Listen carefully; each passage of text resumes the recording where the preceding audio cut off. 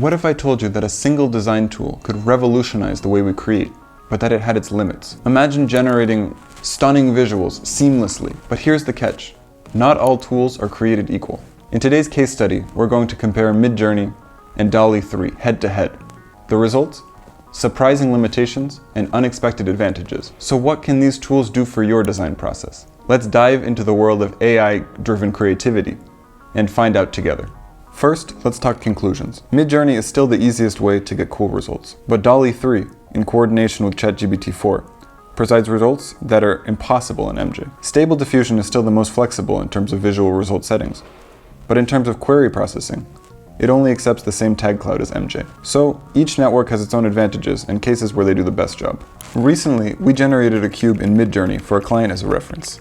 We liked the cube, so we made a final render on the basis of the reference, animated it, and put it on our site. Now the client wants a heart in the same style for a post on their social networks. Just taking a prompt and replacing cube with heart didn't give any results, and you can't get as cool of a cube with just this prompt. In addition to the text and the request for the cube, there were 5 reference pictures.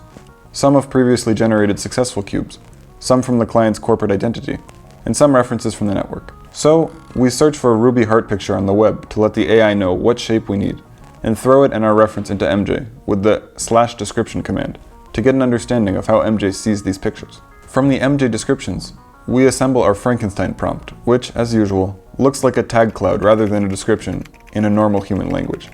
We make sure to add 2 references, a heart and a cube. The result is beautiful, but it's not the same. We wanted a more digitized picture with all sorts of lines and particles, something that looked more like digital glitches. Each time, I changed the prompt a little, adding and removing no more than a couple of words at a time here and there. It had almost no effect on the result. How exactly it affects the picture in MJ is difficult to predict and understand. Ideally, you need a pure experiment, taking only the basic prompt, and then adding separate pieces to it and seeing what changes with saving seed. But I didn't have time for that, and I was too lazy to do it separately, and it wasn't clear if it would be any better anyways. So now let's go experimenting in DALL-E 3. 3-dimensional glass heart with internal luminous lines and geometric structures, in the style of a crystal cube on a black background. The colors are quite a mess, as you see, because I didn't specify them in the prompt.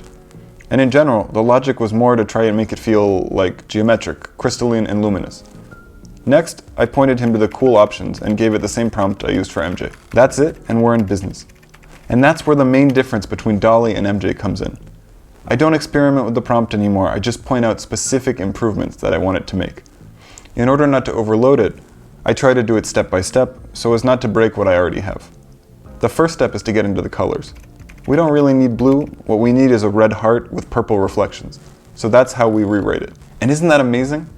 Especially after MJ, the degree of understanding is incredible.